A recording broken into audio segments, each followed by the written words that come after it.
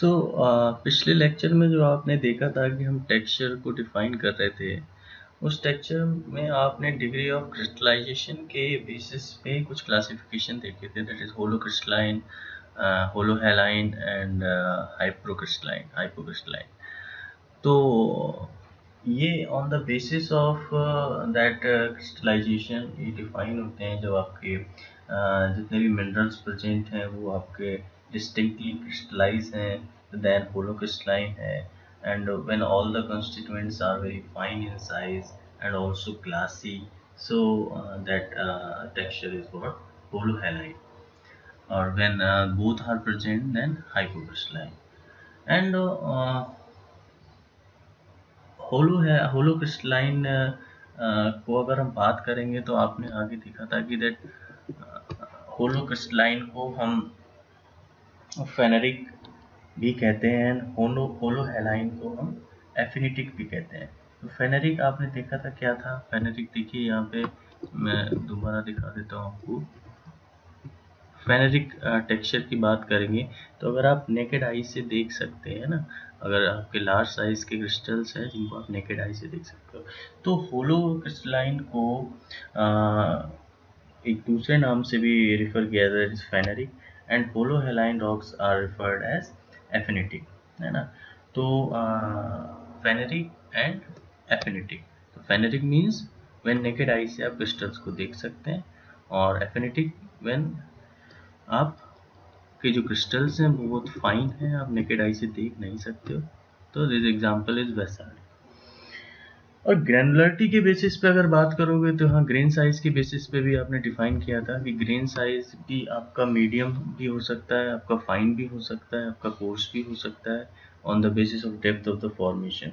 तो ग्रैनुलरिटी के बेसिस पे भी आप टेक्सचर को डिफाइन कर सकते हो कि कोर्स ग्रेन टेक्सचर है, मीडियम ग्रेन टेक्सचर है या फाइन ग्रेन टेक्सचर। तो अगर आप स्पेसिफिकली जाओगे तो when the average grain size is above 5 mm, है ना, तो it is defined as coarse grain texture, जिसको आप नेकेड आई से देख सकते हो अगर आप फेनेरिक टेक्सचर की तरह, है ना। अगर आप मीडियम ग्रेन की बात करते हो तो अगर आप स्पेसिफिकली साइज पे जाते हो तो when the average grain size lies between 5 mm and 1 mm, this is actually specified as medium grain size. And अगर फाइन ग्रेन की बात करते हो तो average grain size is less than 1। तो फाइन ग्रेन अगर कंपोजिशन है, फाइन ग्रेन टेक्सचर है जिसको आप नेकेड आई से देख नहीं सकते, लाइक एफिनिटिक टेक्सचर, तो वहाँ पे आपका जो ग्रेन साइज है that is actually less than 1।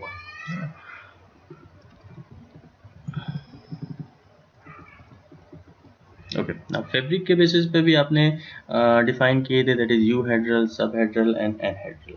What is euhedral, what is subhedral, what is एनहेड्रल, है ना। तो देखिए यहाँ पे टेक्सचर को हम इक्विग्रेनुलर, है ना, इन इक्विग्रेनुलर के टर्म में भी डिफाइन करते हैं। इक्विग्रेनुलर मतलब what, when all the component minerals are of approximately equal dimensions। जब आपके सारे मिनरल्स जो हैं वो आपके इक्वल डायमेंशंस के हैं, तो वो फैब्रिक आपका वो टेक्सचर क्या होता है, इक्विग्रेनुलर टेक्सचर के टर्म में डिफाइन होता है। And when some minerals in the rock are exceptionally large and others are smaller, then it is defined as inequigranular, है ना।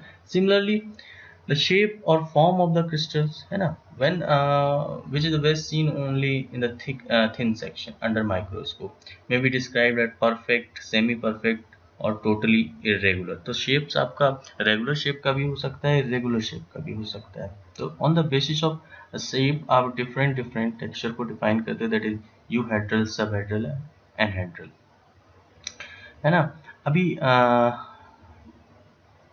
हम अगर फर्दर क्लासिफिकेशन को ले चलते हैं on the basis of fabric, तो यहाँ पे पेनिडियोमॉर्फिक एंड हाइपोडियोमॉर्फिक, है ना। यहाँ पे आपने डिफाइन किया था ना, that is your hypidiomorphic, and next is panidiomorphic. तो when majority of the component are in fully developed shape, जब आपका जो शेप है वो फुल्ली डेवलप होगा, that category is panidiomorphic. And when the rock contains crystals of all category, that is euhedral, subhedral and anhedral। जब आपके यहाँ पे देखिए, यहाँ पे लिखा हुआ है that mixture of euhedral, subhedral and anhedral, then it is termed as hypodiomorphic। when majority of the component are in fully developed shape, that is panidiomorphic. And one more classification is allotriomorphic, when most of the crystals are of anhedral or irregular shape.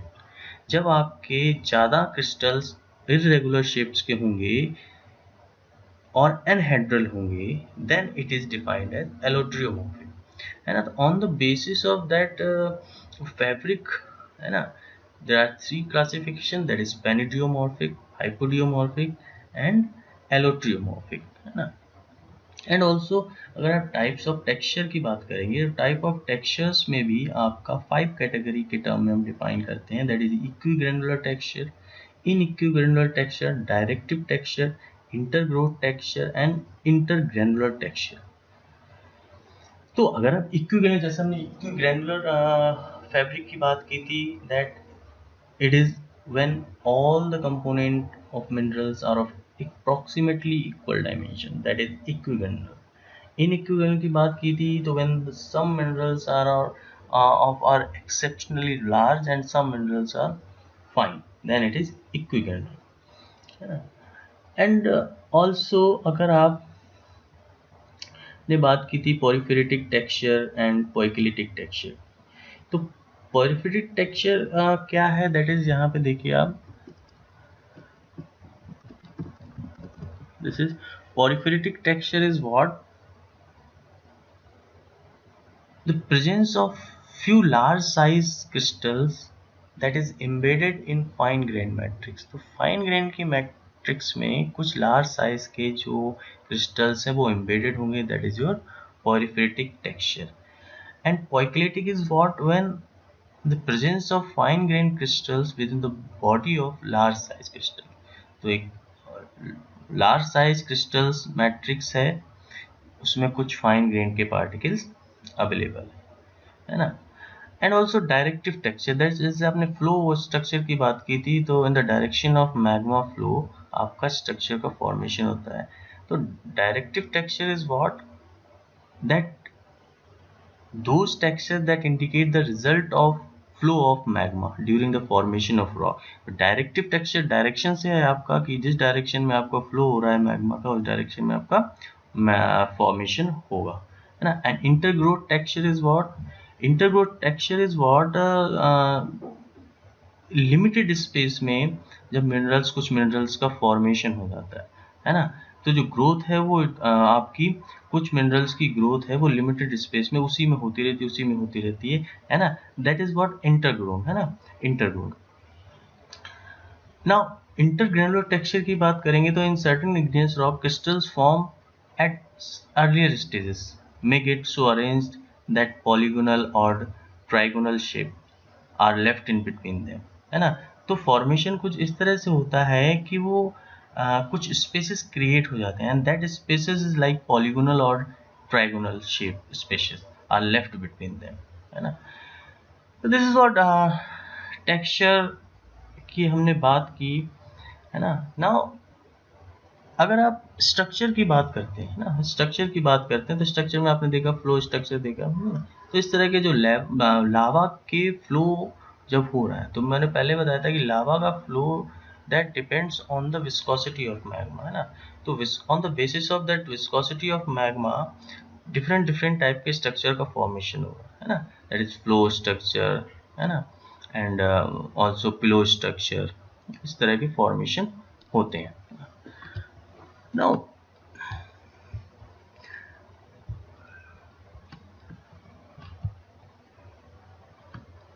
Next section पे move करते हैं, that is granite का. हमने कुछ certain portion देखा था. अब इसके कंपोजिशन की बात करते हैं, तो granite consist of quartz that is greater than 20 to 30%, feldspar that is 60%, and also includes alkali feldspar and plagioclase feldspar, mica as essential minerals and accessory minerals that presents in the granite, है ना. तो granite are usually equigranular but sometimes show inequigranular texture in case of porphyritic texture. तो यहाँ पे equigranular की हमने बात पहले ही की थी. equigranular all size of all minerals are of equal size, है ना. inequigranular all, some are the of large size and some are the mineral size. सो यहाँ पे आपके डिफरेंट डिफरेंट कलर्स के ग्रेनाइट्स भी दिख रहे हैं, है ना। वेराइटीज़ की बात करेंगे तो that when quartz decreases and increases in mafic minerals, granite passes over the granodiorite and diorite. तो यहाँ पे देखिए डायोराइट और ग्रेनोडायोराइट डायोराइट का यहाँ पे आपको दिख रहा है ना। इसी तरह से रायोलाइट आपने देखिए, rhyolite is a very fine grain rock and it's volcanic equivalent of granite. Special features की बात करते हैं तो स्पेसिफिक ग्रेविटी ऑफ ग्रेनाइट ध्यान में रखने वाली बात है। स्पेसिफिक ग्रेविटी कितनी होती है, डेंसिटी कितनी होती है एंड कंप्रेसिव स्ट्रेंथ कितनी होती है। तो यहाँ पे स्पेसिफिक ग्रेविटी ऑफ ग्रेनाइट की बात करते हैं, it is 2.6 to 2.8। Density is 2500 to 2650 kg per centimeter cube। Compressive strength की बात करें 1000 to 2500 kg per square centimeter। तो ये फीचर्स आपको ध्यान रखने इंपॉर्टेंट है, जनरली आपसे इंटरव्यू में बड़ा पूछ लिया जाता है। नाउ नेक्स्ट, अगर आप इंजीनियरिंग पॉइंट ऑफ व्यू से बात करते हो तो इंजीनियरिंग पॉइंट ऑफ व्यू से अगर आप देखेंगे तो ग्रेनाइट का यूज़ बहुत ज़्यादा होता है ना।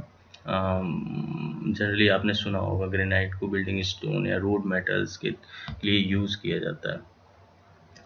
And also it is a holocrystalline structure that is completely crystalline and coarse grained igneous rock, and this is your next one is cyanite texture and engineering point of view. This is dolerite. The dolerite is a dark fine grained black or dark greenish black igneous rock. It is an intermediate in composition and melanocratic rock, and dolerite is similar to gabbro and basalt.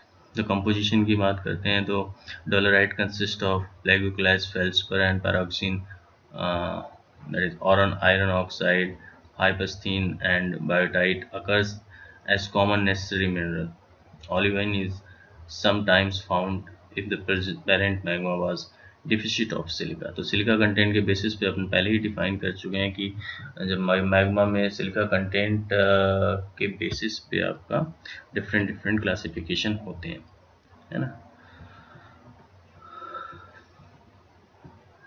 Engineering point of view से भी बात करते हैं तो डोलराइट को generally use नहीं करते हैं ना, जनरली यूज़ नहीं करते हैं। स्ट्रक्चर की बात करते हैं तो the structure is vesicular structure and amygdaloid structure are common in basalt, and however columnar and flow structure are also observed in some cases, है ना। तो अब यहाँ पे देखेंगे कि डिफरेंट डिफरेंट कंडीशंस में डिफरेंट डिफरेंट तरीके से फॉर्मेशन हुआ है, डिफरेंट डिफरेंट रॉक का फॉर्मेशन हुआ है ना। तो सबका अपीयरेंस अलग है, सबका स्ट्रेंथ अलग है, सबका फॉर्मेशन अलग है। On the basis of strength, on the basis of formation and आप उसको यूज़ करते हो।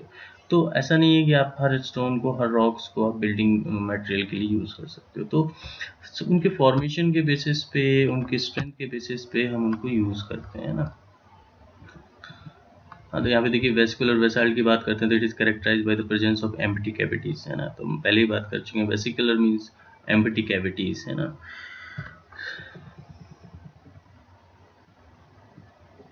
एग्जाम्पल दिए हुए हैं सारे। ओके, तो यहाँ पे हम इग्नियस रॉक को कंक्लूड करते हैं।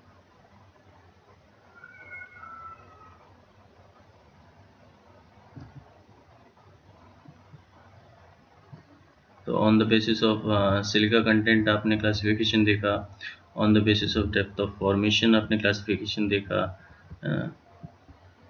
And also structure and texture की हमने बात की। तो किस तरह से वेसिकुलर स्ट्रक्चर का फॉर्मेशन होता है, किस तरह से एमिग्डाइलर स्ट्रक्चर का फॉर्मेशन होता है, किस तरह से आपका सीट स्ट्रक्चर का फॉर्मेशन होता है ना, फ्लो स्ट्रक्चर का फॉर्मेशन होता है ना। On the basis of degree of crystallization आपने क्लासिफिकेशन देखा, on the basis of grain size भी क्लासिफिकेशन होगा, फेनेरिक टेक्सचर देखा, एफिनिटिक टेक्सचर देखा, and poikilitic and porphyritic texture भी देखा आपने। बेस्ड ऑन द फैब्रिक आपने यूहेड्रल, सबहेड्रल, एनहेड्रल के बारे में डिस्कशन किया, एंड ऑल्सो हाइपोडियोमॉर्फिक एंड पेनिडियोमॉर्फिक एंड इलेक्ट्रोमॉर्फिक के बारे में भी आपने देखा। That's it for igneous rock, है ना। Next section that is your sedimentary rock. उसका फॉर्मेशन किस तरह से होता है एंड उसका टेक्सचर एंड स्ट्रक्चर किस तरह से होता है, उसको नेक्स्ट लेक्चर में हम डिस्कस करेंगे।